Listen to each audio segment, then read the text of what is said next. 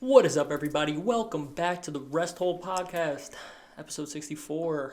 Brought to you, as always, by our boys Tanner, Fred, and me, Zach Foreman. Tanner, say what's up to the people. What's going on, everybody? Real quick, before we jump into the news and everything, thanks for everyone tuning in last week. 40 views. 40. Appreciate that, everyone. On the up and up. Increasing that weekly viewership. If you're new and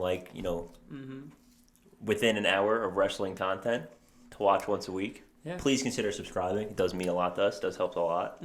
Comment. Let us know what you want us to talk about. Yeah. We are trying to keep it a little shorter, a little more easy to consume. Trying to stay between 25 to 40 minutes if possible. Yeah, something makes it a little easier for the people. You know, some of our longer form episodes didn't do so well.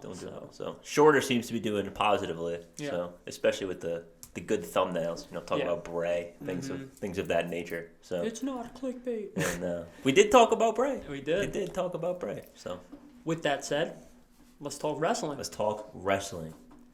Where do you want to begin? Honorary Uce in the Bloodline officially.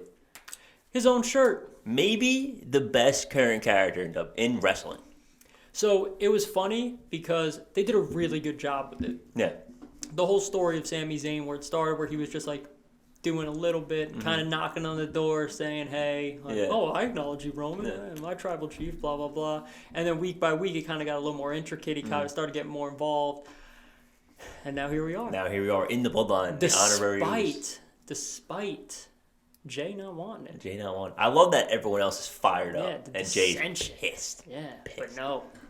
Sammy is here to stay. I like that, like, Sammy and Solo are like boys. It's embraced. Weird. They're both the honor. I mean, Solo's really a Uce, but they're both new. Yeah, both new and coming in together. And I wonder why it's all shaping up so quickly. Maybe a bigger Survivor Series coming up? Maybe. Something I was talking about with a friend yesterday, actually. We were talking about who could beat Roman. And how, like, we don't really want it to happen yet, and it needs to be the right person, and it needs to be the right thing. Yeah. And our consensus was Cody at the time. Right. But the other thing we did talk about, if they do it right, it could be Sammy. If they get there the right way, it really could be Sammy. It's hard to envision it now, right? Because what is Sami Zayn but a comedy act now? And we're by no means Sami Zayn haters. He's a phenomenal wrestler, and he's a great talent, like great performer, all this. But it's hard to imagine you take the best title reign of all time and you end it on a comedy gimmick. It's true. I mean, things would definitely have to change. Right. But if you tell the story correctly, it's possible. And I think the problem you run into is this would need to be a long story. Oh, yeah. And that keeps the two titles, Well, that's a whole nother issue problem. Again. We're not going to get into every single week, but that is another major problem that they have is the two titles. But, right. But yeah. Now, something else that we were just workshopping briefly before the episode began was Finn Balor and AJ Styles. Yes. So Finn spares AJ. Because they're friends. He'll break his freaking neck. Friends don't do that. Friends don't do that. And we got a match coming up at Extreme Rules, which we won't get into, our predictions or anything, but Finn and Edge. Little I Quit match. Where does AJ Styles turn into this? So, I know we had talked briefly about, they kind of start the Bullet Club over here and blah, blah, blah. Something that may add a little bit of more fuel to that fire is house shows have been running Roman and AJ recently. Yeah. That's what it seems like the marquee match they've been selling is. Yeah. Now, that can mean a lot of things. It could just be a good match put on the house shows because they're going to deliver every single time. But at the same time, like, if you're going to start building... Because right now, their chemistry. You really don't have anyone there for Survivor Series for the Bloodline. There's really no one currently. Right. There's no good enough faction. Yeah. That has 4 people, I would say. Correct.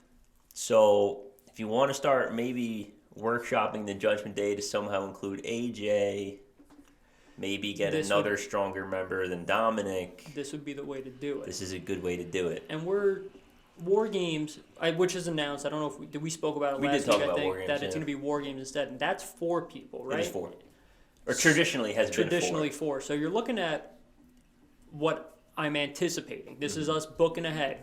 Roman the Usos and Solo. I would imagine. Not Sammy. Not Sammy. Unless the only way would be if Roman has a separate match. What it'll be is Sammy jumps in at some point. At some point. Right. But unless it's Roman has a separate match, then it could be Sammy, but yeah. Right. So, you don't really have another faction of 4. No. You have AJ interfere at Extreme Rules to join Finn. Like, you spared me. Like, I realize we really are friends. Whatever. It doesn't... Yeah, you can do whatever you want. You tell me the story however you want. Exactly. Then you got Finn, AJ, Priest, and unfortunately, Dominic. Yeah. And obviously Rhea, but we're talking about War Games. Yeah. It's kind of must-see TV. It's pretty good. Outside of Dominic, it's a pretty strong card. Yeah, it is. Yeah. But... And, like you said, if the house shows are running AJ versus Roman, you get down to AJ versus Roman, whatever it is in War Games. Next pay-per-view, you got AJ versus Roman. And that would be what? That'd be day one. Day one. What better way to kick off the new year? AJ and Roman. They haven't done that in a long time. I think it was like Extreme Rules when Seth came back. Yeah. What, that 2016 when they did that? Long time. I was there for that. That was crazy. I threw my shoulder out cheering when Seth came back. It would be... Went to the hospital. No. Quite the story. It would. It'd be crazy. It'd be crazy. I don't hate it. I like it a lot, actually. And granted, this is us doing what we do as fans. Like, this could work. Dream booking. Yeah, there's obviously a lot more going on back there. But, I think we both know Edge isn't going to lose. No, he's not going to put lose. Edge is going to win. Over, Edge is going to win.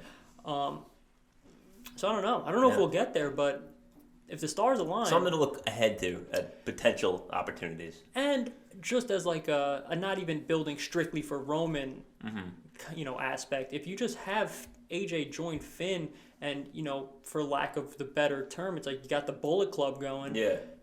That's big. Factions like that, stables like that works. Yeah. People love Finn. People love AJ. You get them to start recruiting people. You mentioned it before the show. Get Shinsuke back involved. Like, there's people who've been in or around the Bullet Club. Yeah. Plenty over there. So. Like, let's get you back to, the island of relevancy, right, exactly. Roman? And I think there's one thing that WWE does miss on their factions often. And they do a good job with it with their main factions. Yeah. But, like, you can be a faction and do things individually. Yeah. Like, I think the New Day does a very good job at that. Right. More recently. Like, DX in the past has. The Shield was good at it. But, like, typically they're like, okay, if you're a faction, you stick together for everything you single do. But, like, no, you can represent your faction and still do things on your own. And what better people to have do that than Finn and AJ? Legitimate stars, So, just something to look at. Something to think about. But we had another return. We did. Candice Lerae, the Poison Pixie. This one was just a matter of time. Yeah, this was just soon coming. Once Johnny came back, I think they wanted to just give it time in between and not just debut him back to back. Well, she might not even been ready. She might not have been ready. That's true. She did have a child. Yeah, baby. So that takes a while. But that's cool. That's very cool. That just adds more strength to the women's division. I like it. A women's division that needs legitimate faces. Yeah. It's a good one to have. And she's a good face. Better face than heel, in my opinion. Yes, I agree so as well. Even she seems like too nice of a person to be a heel. Yeah. Especially now that she's like a mom. And her and Johnny do the whole social media thing so well. Yeah, so they're so nice. They're just like nice people. Yeah. So that's cool. It's a good addition. Yeah. Staying on topic of the women, a little brief NXT recap. Mandy Rose wins. Gets called out by Alba Fire. Thoughts? This is probably it. If I had to guess ahead of time, this is probably it for Mandy. This is probably where the line ends.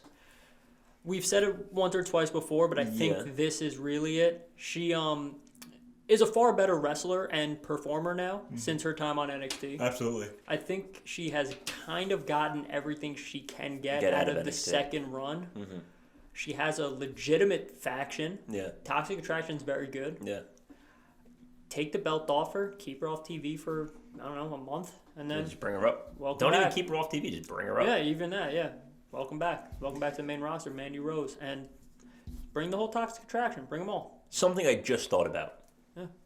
And this is NXT adjacent. Okay.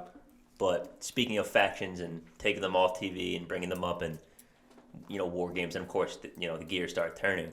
Yeah.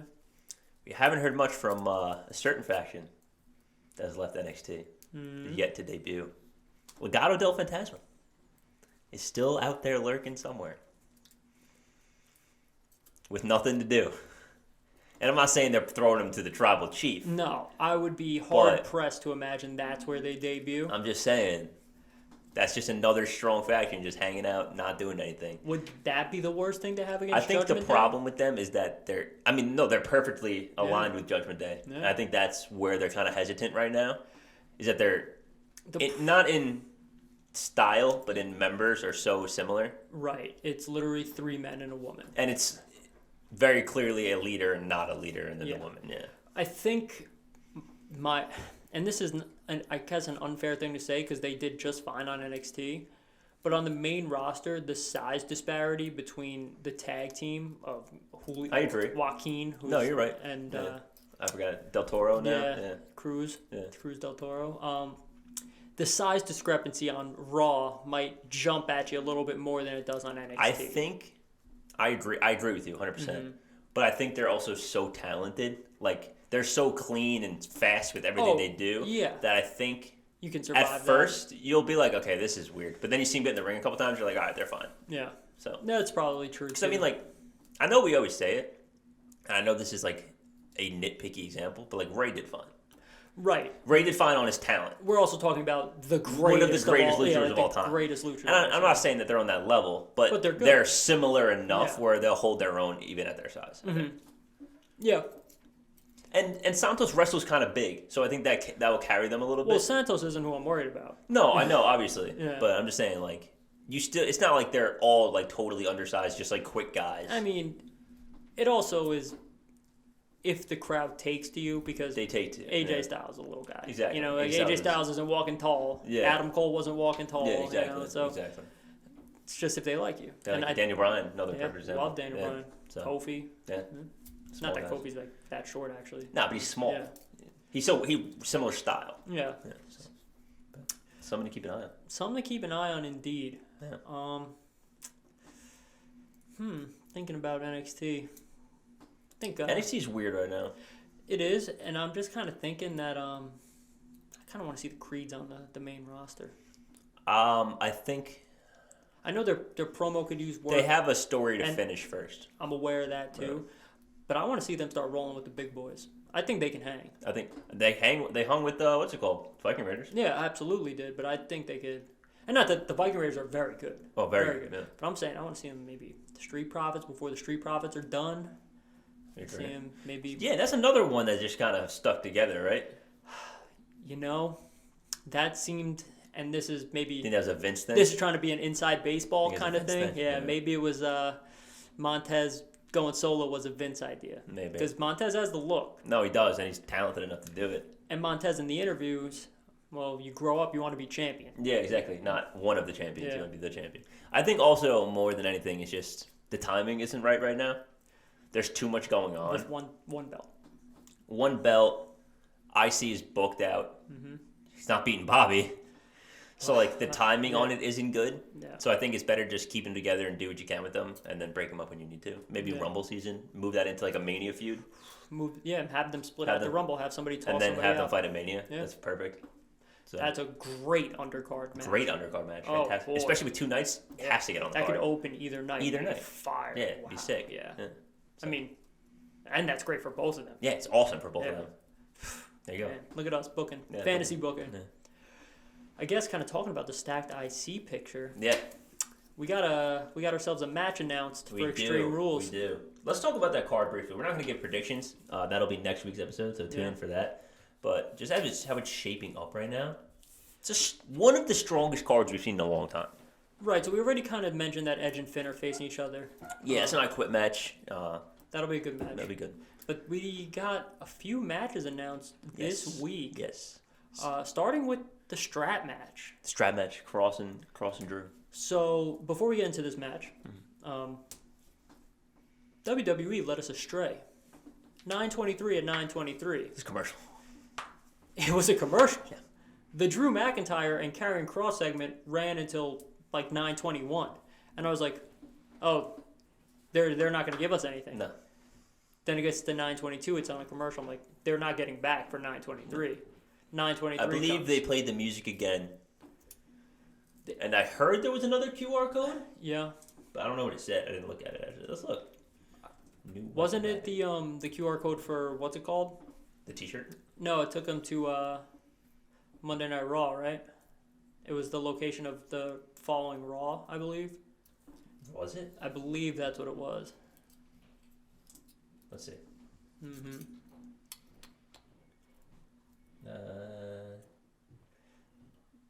There's a maze game. Yeah, but I thought it was. Yeah, look, the coordinates pointed to Patricide. Rogers Place in Edmonton. Yeah, venue for Raw. But it had coordinates and the word patricide.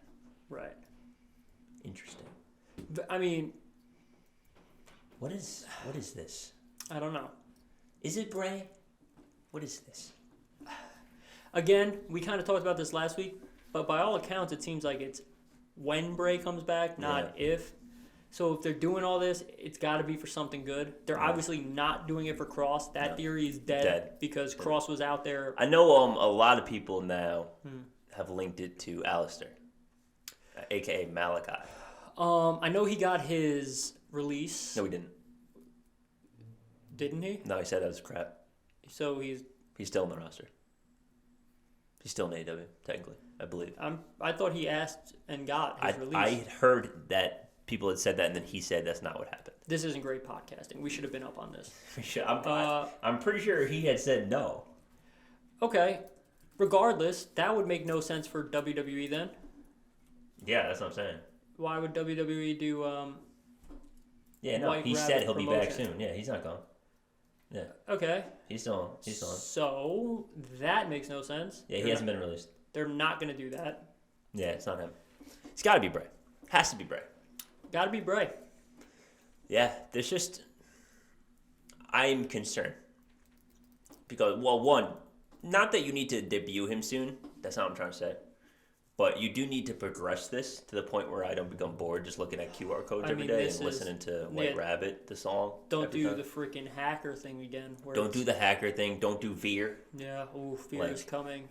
Veer was coming for a year. If you're going to get there, that's fine. Mm-hmm. Yeah. And I'm not saying do it instantly. No, but don't do it from now. You got to slowly ramp it up. Like, yeah, if we're getting QR codes by day one... Not interested. It needs to be by Survivor Series the latest. Yeah. That's the timeline. That's two full pay-per-views to do something with it. I think it would most likely be Saudi. Crown Jewel is the most likely landing point, I would say. Well, that fight is prime for someone else to be involved. 100%. Like we talked about it last week. They're not.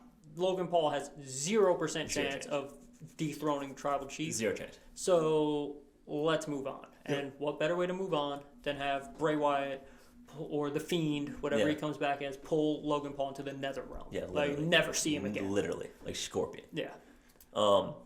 Something I noticed just looking at this, and it's not like it's a big deal, but this is probably one of the strongest cards of the year. Yep. No bloodline.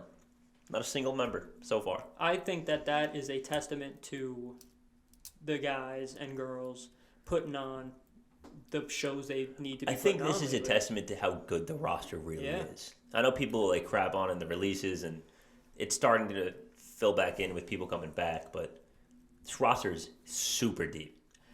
You look at this, you don't, and I know it's one champion, right? Because Roman has both belts, but there's not a men's title match on this card, and it's a good card. It's a very good card. You don't have Bob. You do have your Intercontinental Champion, but he's not for which we'll get to, but it's not for the title.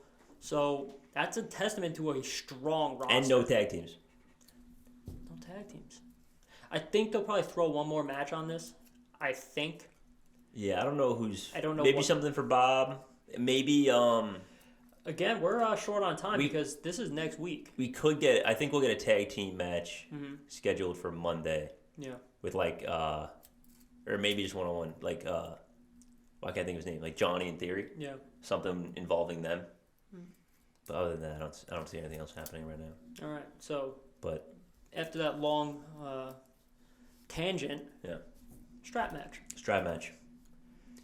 I'm not a big fan of this stipulation in general, no matter who's in it. Yeah, I gotta agree with you on this. When Drew came out and he had the strap, I was like, doing this again? Yeah. And granted, I'm excited to see Drew and Cross wrestle. Oh, for sure. but you didn't need the strap for these two guys to wrestle. I think this would have been much better served in like a steel cage or something. I was going to agree. If your angle is, I don't want Cross running anymore, and I don't want Scarlett to be involved, whatever it is, steel cage. Yeah. You could have given me a freaking Hell in a Cell. You could have told me these two guys were having a Hell in a Cell at Extreme Rules. And the more I look at it, the reason I think there's no steel cage is because of Riddle and Seth. Their fight pit. The fight pit is basically a steel cage. Yeah. First of all, Riddle's. I know we're not doing predictions, but obvious winner on that one. But moving on. We'll talk about that more next week. Yeah. Another match announced, which we kind of alluded to just a minute ago. Yes. The Brawling Brutes versus Imperium. This will be damn good. Imperium. In a good old-fashioned Donnybrook match? Yeah. Couldn't tell you what that means. They're just going to beat the hell out of each other. Yeah, it's just going to be a fight. I think it's just going to be a fight. I feel like this one is another one that kind of has an obvious winner. I agree. But I am very excited. This is going to be a sick match. Sheamus and Gunther had one of the best matches of the year. Mm-hmm. This is going to follow up very nicely to that. Absolutely. Everybody in this match is super talented. Very, very talented. It's going to be a very good match. Yeah. I mean, we're not doing predictions, but this might be sneaky match of the night. Oh, I don't think it's sneaky. We got a lot of good matches. There are a lot of good matches, but I don't think it's that sneaky. So what do we think about the Liv Morgan setup where she jumped through the table prepping for Extreme Rules, like, Ronda, I'm coming for you. Yeah, that's a little weird. People loved it. The internet ate it up. Like, this is how you book your champion. She's losing. I don't know. We're not doing predictions, but the internet loves weird things. Yeah, that's how you kind of get over it. Mm-hmm. I'm glad that this is the Extreme Rules match. It is a nice security blanket, but at the same time, if history of women in Extreme Rules matches have taught us anything, they do not handle the weapons well. No, they don't. The thing about this, though, is like I am personally not a fan of this stipulation again to begin with, because you could call it Extreme Rules, you can call it No Holds Barred, you can call it No DQ, you can call it whatever you want. Nope. It's the same match. You can call it I Quit. A little different, but yeah. I mean, a little bit different. The premise is different, but yeah. I think this gives both of them an opportunity to be a little bit better than they are. Yeah. I don't know. If either of them deliver. I have been skeptical. Yeah. About Liv. To be generous, critical is and probably I've been pretty high on the Liv Morgan train. Yeah. I've been defending her for a while. Got to perform here. Have no choice. I have said it probably running out of chances. Yeah, I probably said it maybe the last two defenses, which is 2 of 3. 2 of 3. That eventually it's on you. Yeah. Like, I understand that they don't book you well, they don't write you a good story, but eventually it's you got to make it work. Mm-hmm. And she is yet to make it work. And say what you will about everyone, but that's the difference between being good and being great. That's the difference between being Charlotte, being Becky, being Bianca, being Bayley, being Sasha. So this might be where people start giving me a little pushback. That's the difference between being Becky and Charlotte and being Bianca. Okay. That's fair. I think that's fair. Because Bianca is as talented, no questions asked. Yeah. No questions asked. But the ability to make something out of nothing. I agree that her storyline as champion has been less than stellar since she got it back. Yeah. And that's because they haven't booked her well. I know that. I acknowledge that. But as a great, you make it work. Charlotte comes out and makes me believe she hates everybody she's talking to. Yeah. She makes me think that she has so much disdain for the women's locker room that she couldn't even believe that she is scheduled to wrestle these people. Seth Rollins was feuding with Rey Mysterio for 8 months during quarantine. He was spitting out fake vomit Cheerios. And it was still one of the most entertaining things we were watching. Seth Rollins stole an eyeball. An eyeball. He took someone's eyeball. That just regenerated, by the way. But that's the difference, is making something out of nothing. You need to make it work. Yeah. It's a testament to really Drew and Bobby. Yeah. You had me on the freaking, Yeah, you had me, for the whole COVID, lockdown. As great Brock Lesnar said on the Pat McAfee podcast all those days ago. Yeah. You got to get yourself over. No one's going to do it for you. And sure, is it harder today because they don't give you as much creative liberty? Of course it's harder. Yeah. Of course. Yeah. But they're putting you on TV every week. You have a weekly television time. And I'm sure you're not handed a piece of index card saying, here's what you're saying. I'm sure there's at least a conversation. Yeah, and I'm betting that they're probably a little more strict with someone like obviously, Liv, of course. Whose first title reign. They want to make it good, but it's not. It's not good. And then, all right. So I guess that's really that. That's all I gotta say for that match. Yeah. But what I think will be match of the night, mm-hmm. Bianca and Bayley in a ladder match. I think this is going to be sick. So we're definitely getting Io and Dakota. Of course. Do you think we're getting Asuka and? Good on me. Bliss. Yep, good on me. Just totally drawing a blank. I think we get Sasha and Naomi. I think that would be far better.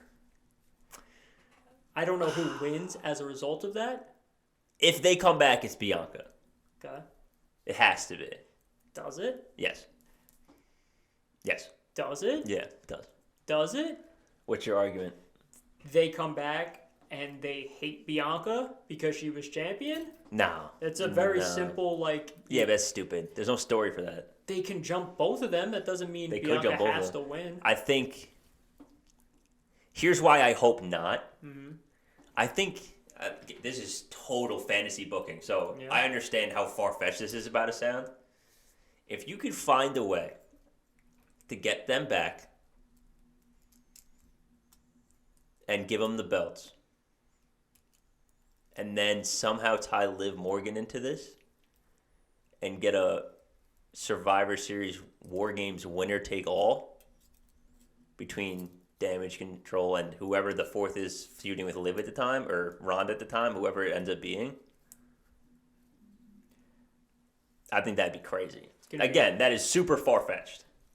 It's going to be hard to write that. Oh, yeah. Because... Or you don't even have to give...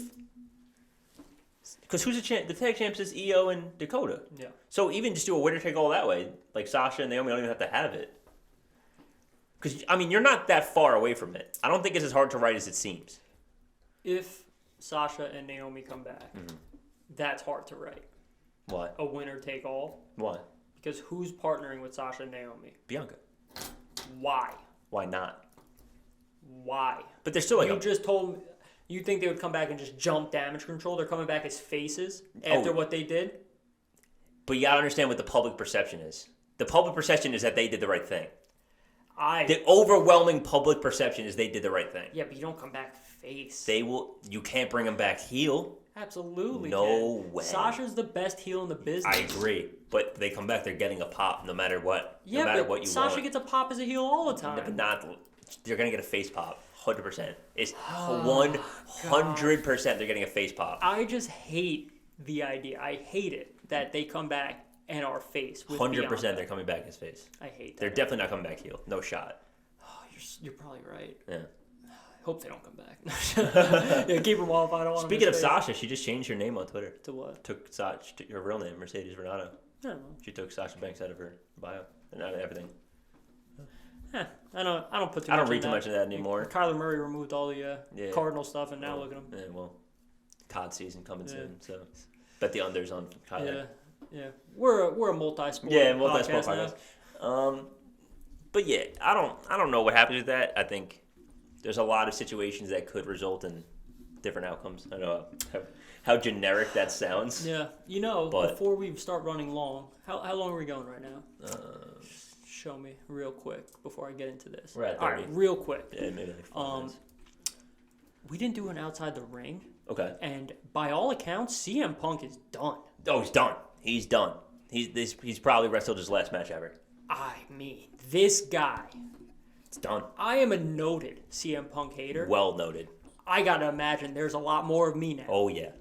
This guy burns bridges everywhere he goes.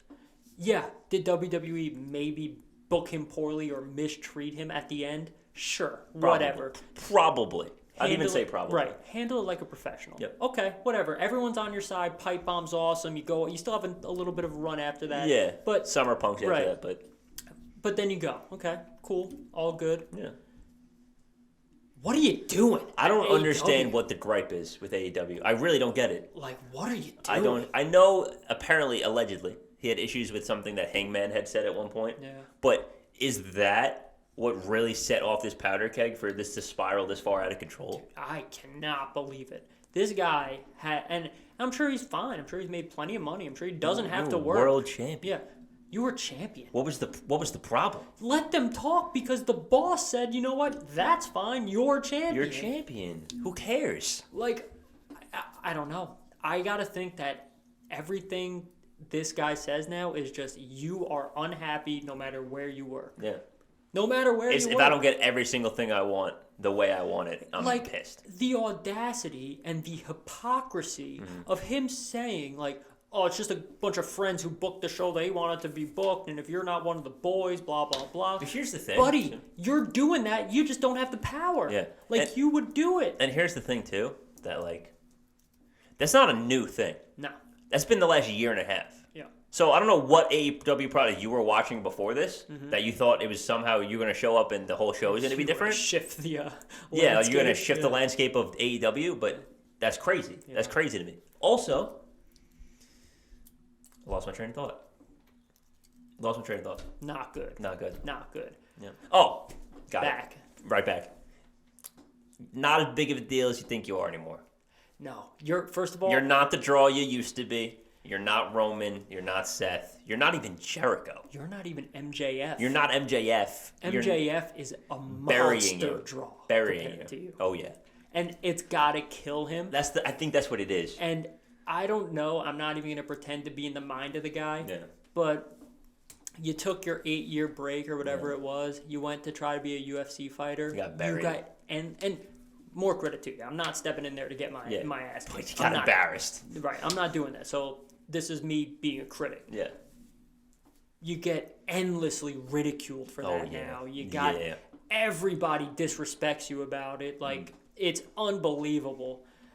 You got to think there's a little regret in there. Like, I left at the top of my game, and now I come back. I'm tired. I'm getting hurt every match. Did you see Kevin Nash bury him? No, what did he say? Oh, my goodness. Kevin Nash said something like, oh, what, this guy's 42? He was like, I was 55 taking bumps. And this guy's talking about, I'm tired. Yeah, like what are you tired from? You haven't done anything in 8 years. Kevin Nash, man, he lets him have it. I don't love everything he says. Matter of fact, I don't like a lot of what he says, but he says what he says. Yeah. And when he's coming for you, he's coming for you. Like what he did with Will Ospreay about merch sales or something. Like, jeez. It's good. This guy just gets the biz. Yeah, he gets it. Gets it. Unreal, man. So that's kind of a huge story that we almost missed. Yeah. That we almost didn't talk about. Almost missed it. But I don't know. AEW seems to be a failing product. It does seem like it's on the decline. And MJF restructured his deal. Mm-hmm. More money, not more time. Nope.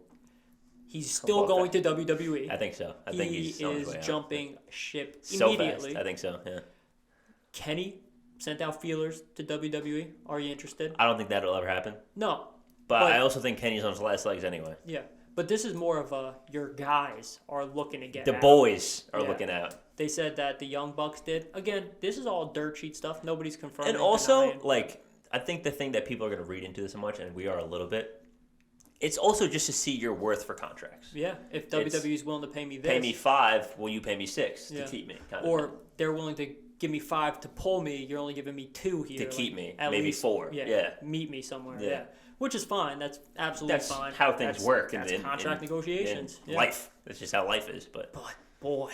Not a good look. If the boys are looking to get out, Not a good look. What do you think MJF's doing? Yeah. What do you think? And I don't even know. Mox, when the time is up, Triple H is back in charge. He loves Triple H. Triple H was. You think he won't pick up the phone? He would have picked up the phone for Vince. He said as soon as he started AEW, they're like, "Oh, would you ever go back?" He's like, "I'd answer the phone call. Yeah, we'd figure it out." He's like, I like money. I'm just like everyone else." And I gotta imagine, and I know he's first 3-time champion ever. Like, okay, like that's cool. Yeah. It's history. Yeah, but it's not. Yeah. But you see the way they book Roman. Yeah. That was you before you left. Yeah, you were a champion. You were there. Yeah, you were close. Yeah, so just something to consider. Yeah, and they gave you a great way to leave. I wish we did outside the ring to start because I just remembered again. Bobby Fish tried to get the boys to jump ship and go back to WWE. Really? And O'Reilly and Cole said, "Nah, not doing it." That's crazy, dude. Something's going on back there. Some rumblings. And you know how we feel about Tony. Guy is that maybe that's not the guy I want to lead the ship through the storm type of person. Guy. No, not a foxhole guy. I don't think so. He's a sell you out guy. Yeah, I think Vince is a foxhole guy. Yeah. H is a foxhole guy. Yeah, they'll also fire you if they don't like you, but if they do like you, in the trenches with you. Yeah. So I guess we'll see what happens moving forward. Over the next couple months. Awesome. That's it for this week's Wrestle Podcast. Yeah. Episode 64. We were trying to keep it short. My bad. Yeah, we're kind of short still. It's all right. Mm-hmm. Thanks for watching. Thanks for tuning along. Like and subscribe down below. Yep. Comment. Let us know what you think. Yep. Let us know what you think of Sasha and all them if they're coming back. Mm-hmm. What's going on with that? Who's the White Rabbit? Is it still Bray? Has your opinion changed? And be sure to check back in next week. Predictions. Our fire prediction episodes. Those we kind of run through real quick. Yeah, those are like 25 Those will be minutes, easy to consume, and we'll come at you with some scorching takes on future bookings. Future booking. Always future bookings. Yeah, see how the match plays out for the next pay-per-view. Yes, check out the socials in the description of the video. Instagram and Twitter at resthold_pod. We're on Apple Podcasts or Spotify if you prefer to listen on there. Yeah. That's all I got. All right, guys and girls, as always, thanks for hanging out. Peace.